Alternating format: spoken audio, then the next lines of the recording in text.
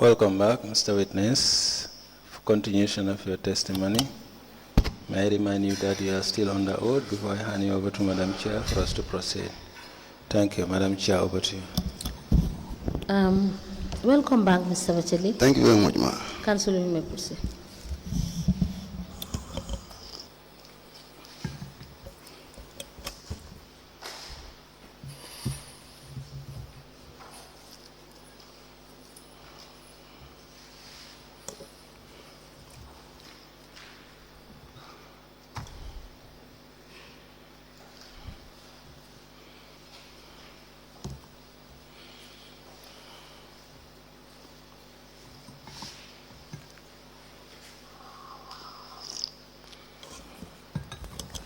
Yes, Mr. Batchily, we had asked that you,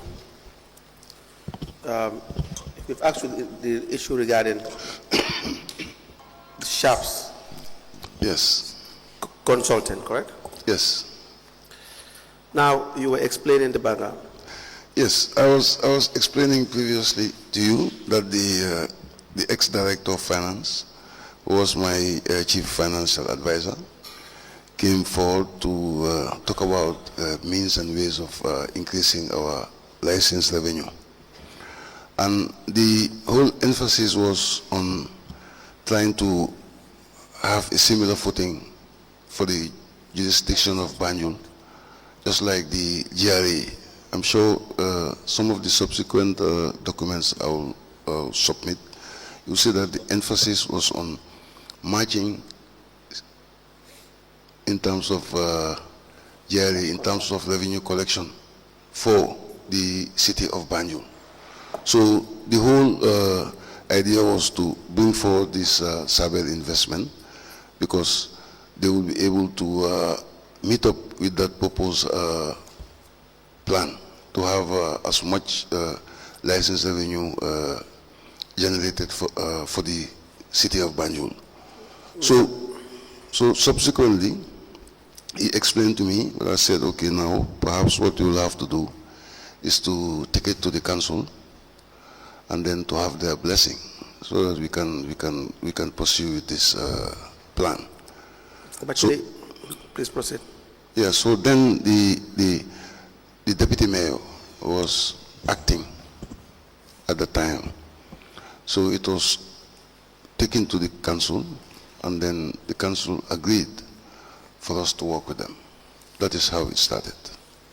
So Batchily, you know as CEO that it is the responsibility of the finance department to collect revenue. This you know. Yes. Good.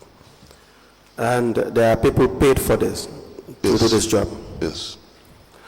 The areas that were identified are areas that the revenue collectors can go and collect revenue. This you know. These are areas that revenue collectors can definitely go to and collect revenue. SAPS did not come up with any new areas that you did not know about. So the mayor was not in town when this was happening. No, it was not in town when it was brought to the council. Yes. She raised some concerns, correct? To you? Yes, yes. Please tell us that. No, not at that juncture. At any point in time? At the point in time that she raised concern was when we also ourselves as a management team. When as a management team, we also started raising concern that our emphasis was on areas that we have not been collecting before. Right. But then we started realizing that, like this group, this Sabel group, started encouraging into the traditional license zone. Because for the consultant to collect revenue from an area that is totally new, it's almost impossible. You know the terrain more than the consultant. You know your job more than the consultant. You know the area that you should collect revenue more than the consultant. So there's no way he can come up with new ways and means of collecting revenue where you did not even know exist. That was never possible in the first place, right? If you look at what was collected by the consultant, you will see that nothing was new. That's one. So did she engage you in this to tell you about her dissatisfaction with SAPS?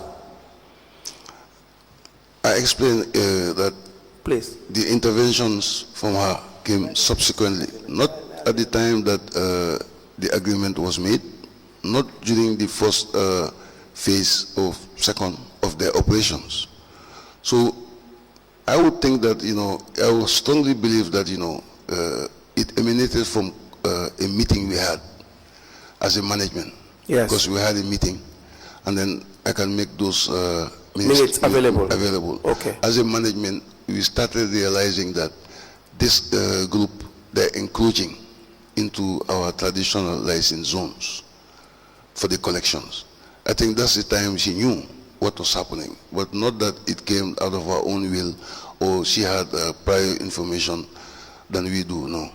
Because for us, it was not verbal. It was manifested in minutes that the management had, and the management proposed that we terminate the contract. Did the General Council pass a resolution to say that you have to give SAPS a contract? They agreed. A resolution? Okay, there should be a distinction between a resolution and an agreement. Okay. Because in the sense that subsequently we had a clerk to the council by the name Mr. Jones. Jones, yes. Who introduced the concept of having council resolutions written down explicitly clear. Right. But before, what we used to have was agreements. Council would just agree to something like that. So this is a kind of categorization, I think. In 2018, Yes. 2019, let me just speak about this, for instance. 2021, was there a resolution? Agreement. You had an agreement? Yes. What do you mean by agreement? That the council agreed that we should engage this company. What do we have to see to be convinced that the council agreed to a contract to be given to? Yeah, it's stipulated in the minutes. In the council minutes? Yes. Will you be able to provide these minutes? Yeah, I have those ones. With you now? No, not with me. Okay, please write it down. We want it.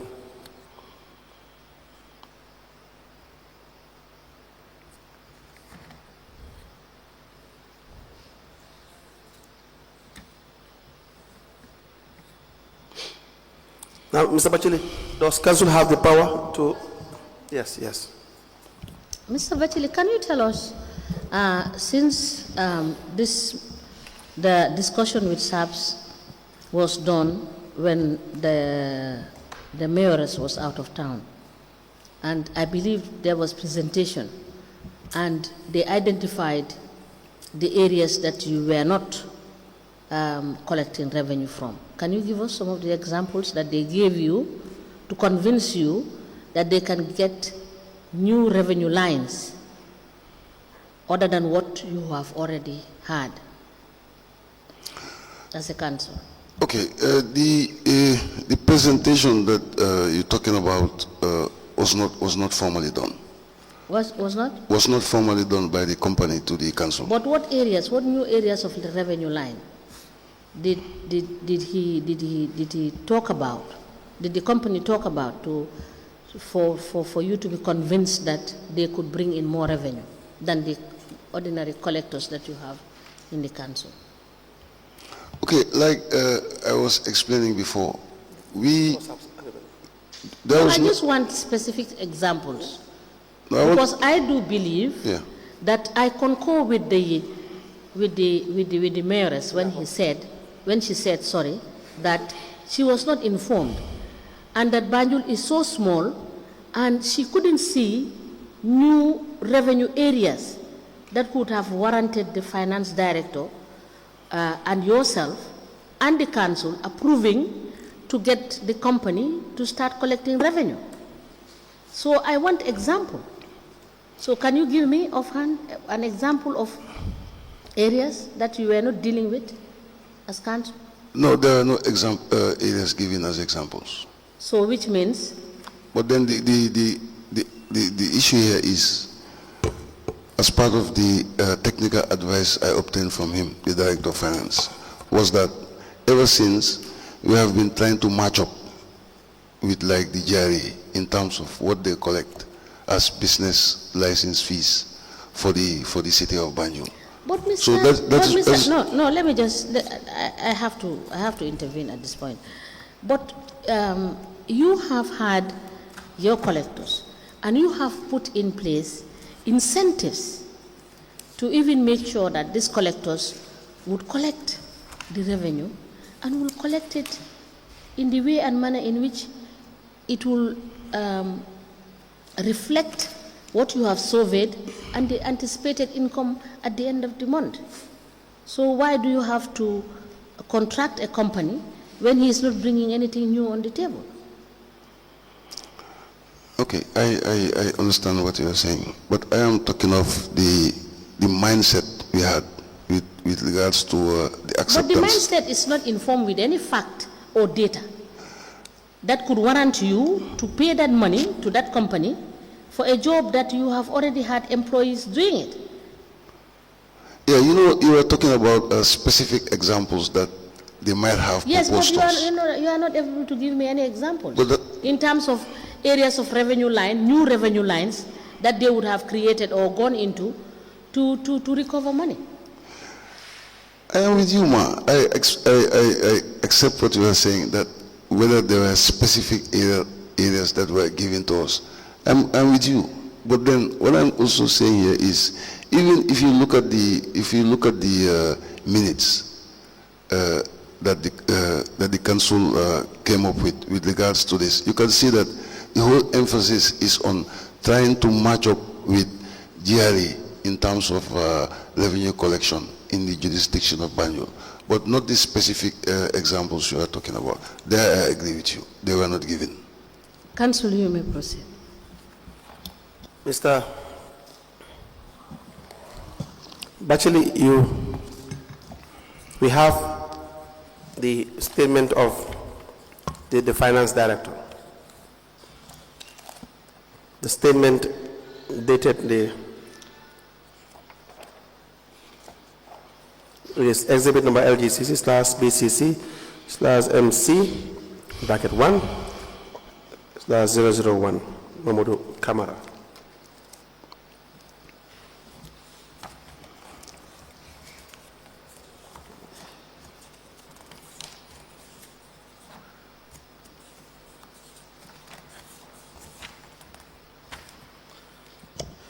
Page number 9, which overlap to page 10.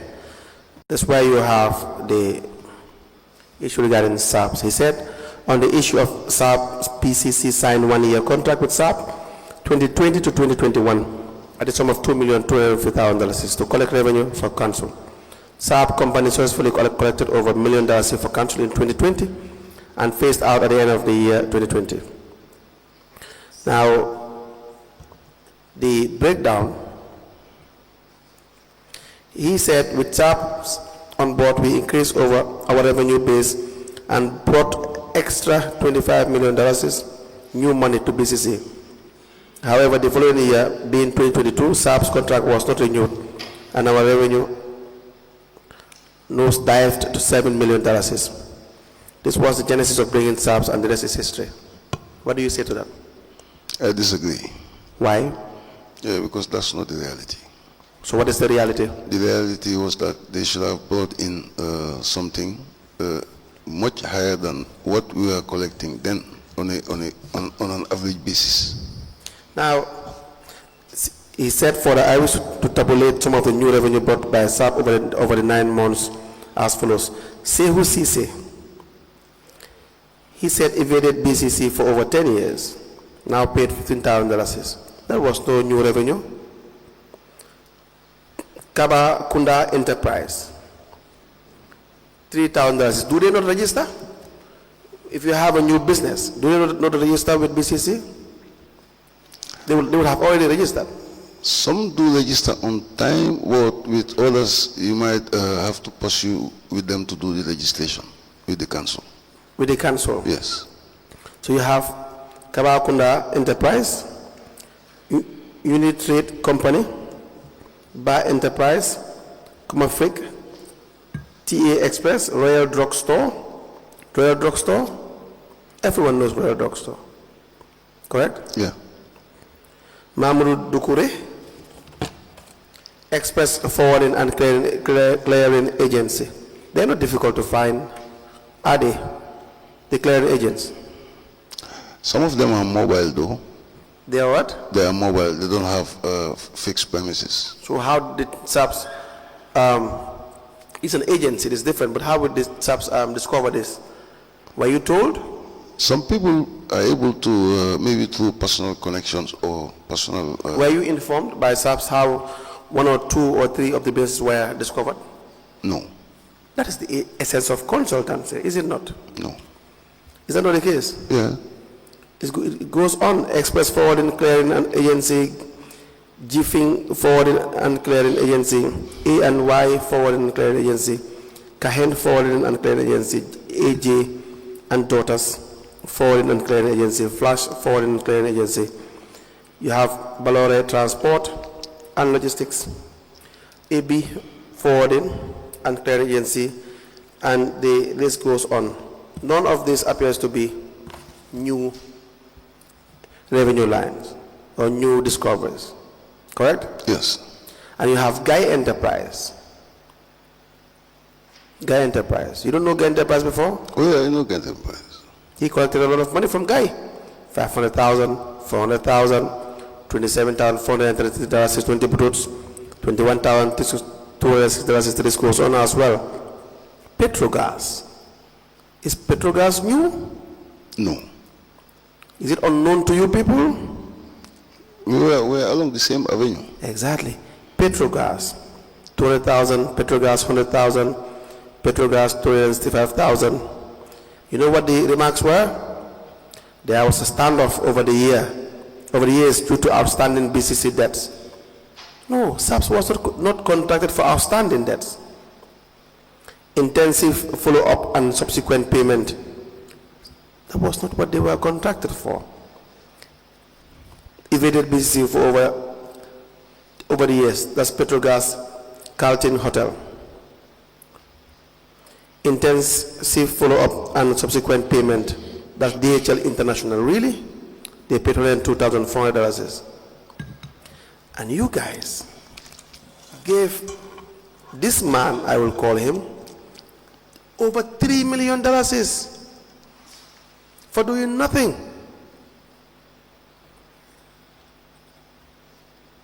How did you do it? Lead counsel, Right. can I come in? Of course. I think, in a sense, we're talking about the same thing. How? Because as a body, when this proposal came, like I say, Right. and which you see subsequently in the documentation Right. that will follow. Right. Our emphasis as a council was that if you look at you were just asking me about the legislation process. Right. Okay, now we discovered that, for example, like the GRA, you cannot operate absolutely, on average, within the city of Banjul without paying GRA Yes. their fees through the legislation process that you go through. Right. To the Ministry of Justice, Correct. to Yes. income tax. Right. So GRA is like a must Right. that you go to them and do your legislation. Right. So that was the thinking we had, that this company can bring us the possibility of matching GRA, if not 100%, but we match them in terms of their ability. How? To make sure that people who are operating. How? That is what we expect that they will come and do for us. You don't expect, you know, you find out, you do due diligence, my friend. No, I'm talking about the rationale here. I'm talking about that there should not be any rationale Yeah. divorced from the idea of doing due diligence. So when you have an intention, when you have a plan, That does not mean you have to just execute it blindly. You want to maximize revenue. That's why you are the CEO and the finance director. It's a good initiative. That doesn't mean you have to go give free money, my friend. Can I just comment a bit? Yes. So it's like that was the very reason, because through our regular management meetings, we got to discover through the license department, we got to discover that the revenue that is being brought in presently by this investment company is like revenue that was tapped from our conventional sources. Why did you pay? You know, but that's something we discovered at the latter end. No, but you paid.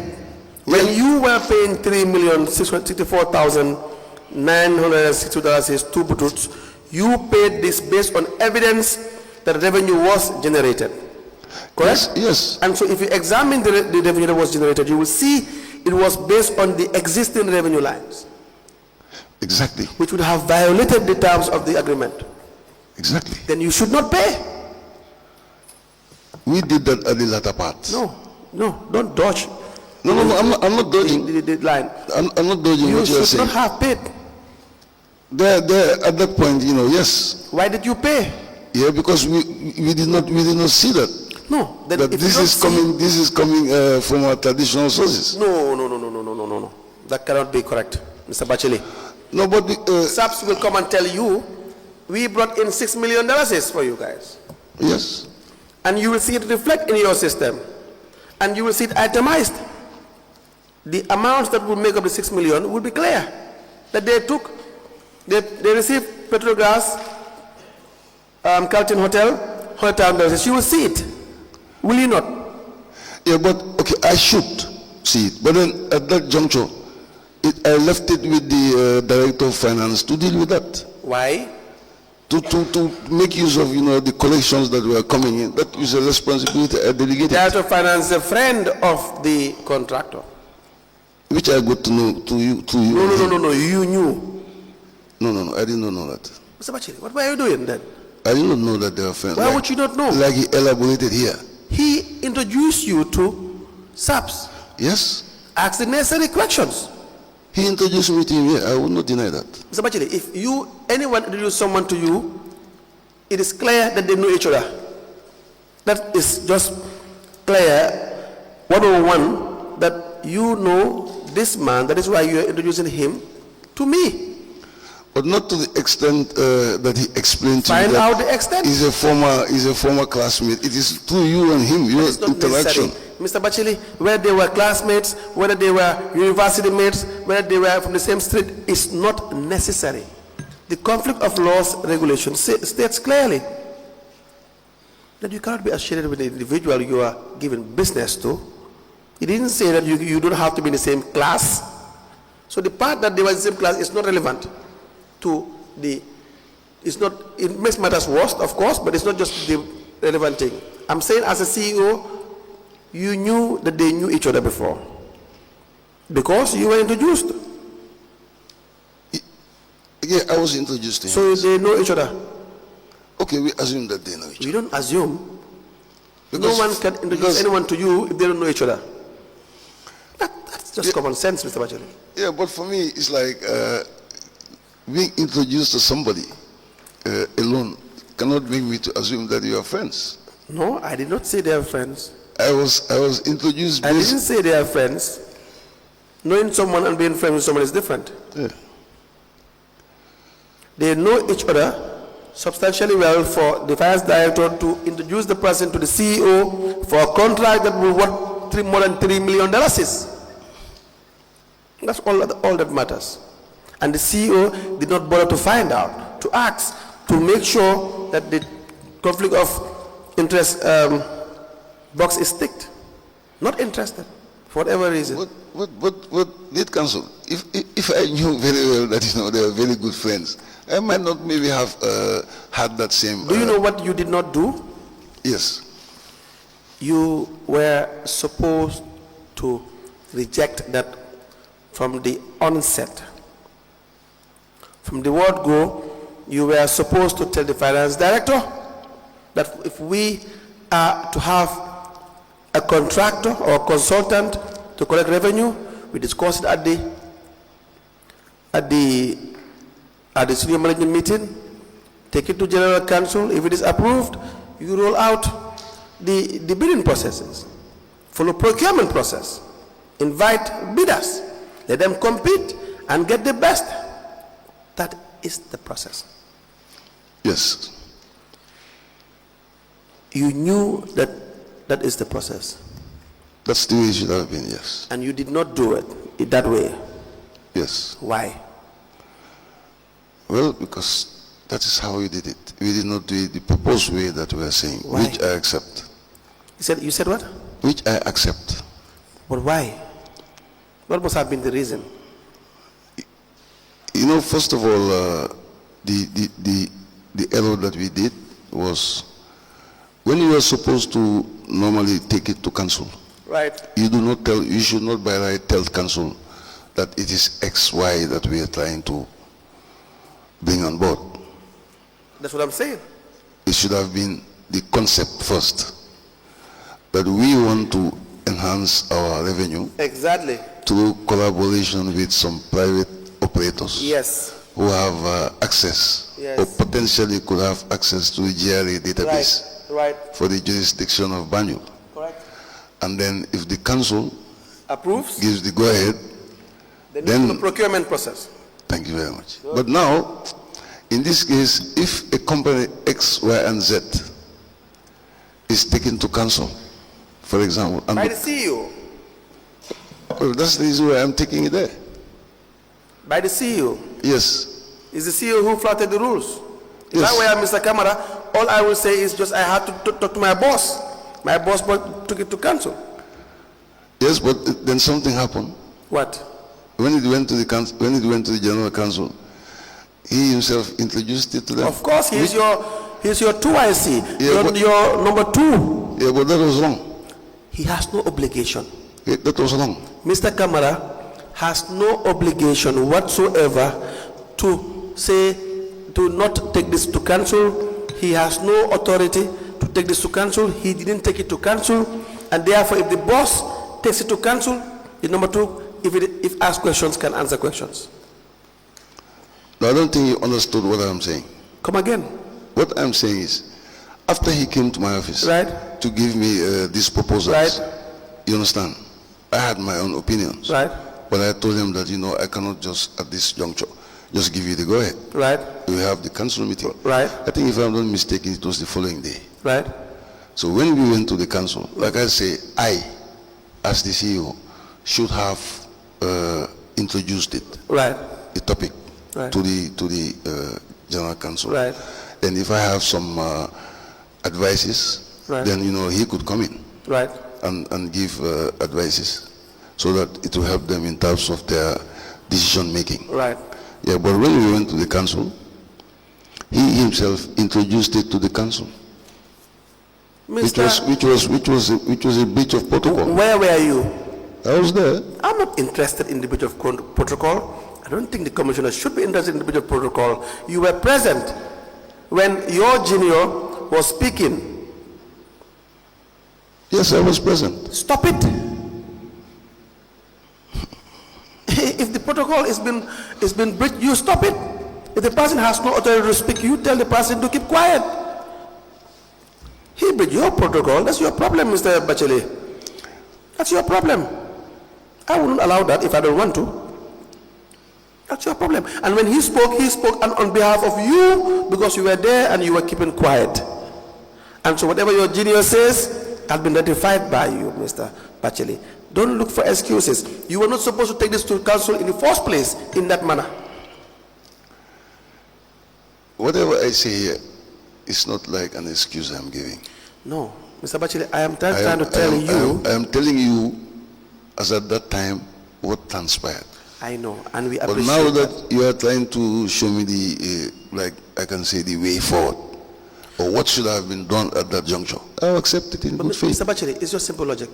If you attend a meeting with your junior and he starts speaking and you are quiet, what does that mean? you agree to that. If you don't agree to that, you just tell him to keep quiet, period. That's it. So that's your problem with your finance director. That's not our problem. That's not our problem. Our problem is you took the matter to council and you disregarded procurement process. You gave SAPS a contract that was unlawful because council does not have the power to issue contracts. They can only approve that you venture into issuing a contract for consultation, but the process must be followed. You get it? That's where I think I agree with you. Yes. That, you know, this whole business of mentioning people or companies to council was in the first place wrong. That's it. I think what we could have done was to introduce, you know, the objective of what we wanted. You know, Mr. Batchily, when things are wrong financially, monies that are paid, I have to be fair to you to tell you, monies that are paid becomes unlawful. And they have to be recovered. They have to be recovered. Monies paid to SAPS were unlawful. Very unlawful. They were to be recovered. Council, Yes. let me just ask Mr. Batchily. Mr. Batchily, you had said, you had explained the rationale as to why you felt that the SAPS company should be given the opportunity because you wanted to benchmark it with the operations of GRA. Is that what you said? Yes. Now, you as an institution, and GRA being an institution, do you not think that you could have understudied GRA, or you could have written to GRA to ask for capacitizing your personnel to be able to learn from their good practice and to be able to do the job, than giving it to this company? I agree with you. Now, the second question is, you have a recovery unit, right? When I say recovery unit, I believe that you've been taken through the fact that you retain the services of law firms to help you collect monies that are owed to the council. And before I get to my question, you have told this commission that, and the trade license manager told this commission that they do assessment which will allow them to understand or to know the market, whether there have been new businesses registered, whether there are new businesses available. Was that not a situation or circumstance which would have enabled you to question this company, because you already have a unit that does these assessments before they start collecting the tax, so that they knew whether there have been some businesses that have moved out, closed, or there are some new businesses that are available, given the fact that Banjul is small. And I entirely agree with the Lord Mayor when she said Banjul is small and there were new revenue headlines, new revenue heads that SAPS could have tapped into to augment the revenue that you were getting. So you have everything that it takes, because the council has a lawyer, and when you felt that perhaps you needed another lawyer to help you recover, you obtain the services of a law firm, which is good, because you have been trying to get the collectors to get the money and they couldn't get the money, and you believe that by retaining the services of a lawyer you will get your money back, which is a good idea, because if people are not paying and the law gives you the possibility of recovering the money, of course you are mandated by law to do that. So why do you have to bring somebody else to start doing something when he doesn't even know the market? He doesn't know the jurisdiction well enough. Because you have the data and the information through your departments, because your department does the assessment to bring you the information to say, this is the anticipated revenue that we will collect for the year. based on what they have collected on the ground. So for all those things, you did not bring them to the council to discuss all of these issues and to see the viability of you having to expend another 3 million to something that was not absolutely necessary.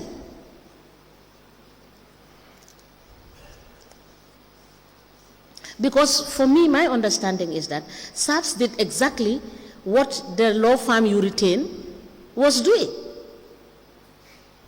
to collect money from people that owed you money and from people that were not paying the licenses. Is that not the case? Yes, that's what they were meant to, that's what is they were that the brought case in. or is it not the case? Is that the case? You mean for SAPS? Yes. They were doing exactly what the legal firm you retained was doing, to collect monies from businesses that were not paying. Is that not what it was? No, doing? there was not a specific exercise we had with our retainership in terms of bringing money. What? There was no specific exercise we had during that time with our legal retainership for the increment of revenue. Did you not retain Danemayo Chambers to go after the people that are owing you? No, it was not a retainership. It was just an agreement. No. Yes, that is what I'm saying. I said, did you not retain him to collect the arrears? Yes. That they owe? Yes. That is what I mean. No, now I've recalled what you're saying. Yes. So what I'm saying now is that you contracted somebody to do exactly what SAPS was doing for you. Yes. Was that fair? No. And was that correct? No. Council, you may proceed. Yes, Commissioner Silla, you may proceed. Yes, thank you. I think the whole problem has to do with sequence. First of all, you do a needs assessment, and the needs assessment should come from the institution. When the institution sees that there are uncollected revenues, then a consultant is hired to come up with how do we recover. After the consultant, then it is tendered, and then the contractors are hired to collect the money. But here, SAPS were no consultants. If you look at what consultancy mean, they were contractors, because they went out there to the field to collect money. The consultant should have been out there to do design, specification, give you financial projection, what and what should be done, based on needs assessment from the institution. So I think this is what they lack, the sequence of how do we do it, and was there a need to do it? Thank you. Thank you. Mr. Batchily, you agree? Yeah, I agree, yeah. Mr. Batchily, my only problem with this is you people were in a position to know this. That's my only problem. And for most of the things that we discuss, if I have to be honest, my only problem is you, by virtue of your experience and of course your education, Mr. Batchily, and your experience, you are in the position to know. Anyways, we had also lawyers that were hired to collect revenue. Dandemayo was hired. Yeah, Dandemayo. How? We had an agreement with him. The process. Dandemayo, the process was, I think... the camera says it's the mayor that brought Dandemayo. Is that correct? Yes. So now tell us. Yeah, because he told me about it, I think in the morning. It was during the morning time that he explained to me. It was? It was during the morning time. Yes. That he explained to me that when he was at Social Security, he used to have an idea of what Dandemayo Chambers was doing for the Social Security. Right. So why don't we also look at the feasibilities of getting him on board? Correct. So subsequently, like we went to the mayor's office, myself, himself, yes, and then the mayor herself. So Lamin Kamala was called, and then we had a discussion, and we are supposed to, I think I still don't recall the percentage. Yeah, but anyway, that's why we sealed the agreement Okay. in the office. Why did you not also roll this out? There are several law offices, several law firms, several registered law firms. Why did you not roll it out? Again, it was something that, you know, like, should have been done but wasn't done. Yes, that's why I asked the question, because it should have, and it wasn't the case. Why was it not the case? Okay, partly was due to the fact that we were very confident of the fact that he was an experienced lawyer who had a good profile. No doubt about that. Of collecting revenues for Not only collecting revenue, Mr. Batchily. He's a lawyer with a reputation, good reputation. That's not what the issue is here. The issue is, you can say the same for some lawyers as well, Yeah, correct? that's true. Yes. So the procurement regulation says that you must follow the procurement method. When it comes to legal practitioners, because I heard you and yourself and the ex-director of finance, I think he raised the fact that most of the legal personnel are not normally registered with GPPA. But then I learned, you told him further, okay, if that's the case, you could have made expressions of interest. Mr. Batchily, there is a procurement unit. There is supposed to be a contracts committee. You guys should know more than we do. I don't like that idea that people will sometimes try to suggest that they don't know these things exist. Request for proposal. Yes. Mr. Batchily, that is not even the point. Even if you get the wrong procurement method genuinely, the idea is there should be an intention Yes. to follow procurement process. The intention was not there in the first place. Yes. Why? Because we relied on the fact that, you know, like I said, some of these profiles that we thought would enable this particular law firm. Still. But notwithstanding, I'm coming to that, notwithstanding with some of the issues that you have raised in terms of the compliance, there I don't think I have much to say. We did not do it. See, this is the problem. Again, disregarding procurement process, payments made therein, Mr. Batchily, would have been void, would have been unlawful payments. See, the financial regulations are very strict. The CEO knows, the finance director knows, they are the ones who are in the contracts committee, they run the institution, the mayor knows, the council knows about this. So, no. I beg your pardon, late council. This particular matter was not taken to council, by the way. Making matters worse, and thank you for the information. I'm just saying that council is in the position to know that there are regulations regulating the financial affairs of council. The mayoress, chairperson, as the case may be, should be in the position to know that the processes must be followed, and they exist. They know. The CEO knows that there is a procurement act, procurement regulation, financial manual, and local government act, and so on. Correct? Yes. The finance director knows as well that for every authorization, he has to go back to the financial manual and the Finance and Audit Act. It's clear. These laws, they exist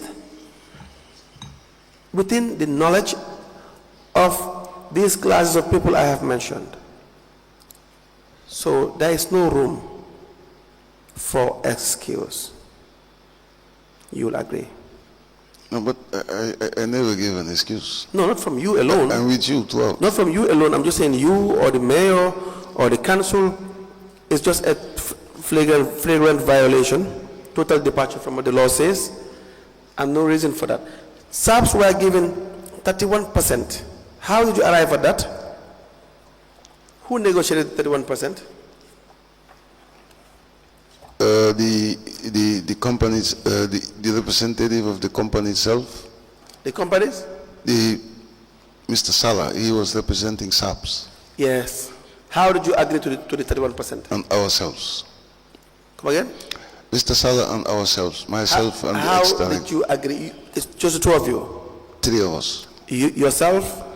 The representative, Mr. Sala, Yes. and the ex-finance. And what directors. informed you about this percentage? What did you consider in agreeing to pay 31%? That's almost 50% of monies collected. Yeah, but then the thinking was that 70% is a decent figure for us to have. 31%? 70%. 70? Yes. No, it's not. Even agents, most of them are paid 10%, 5%.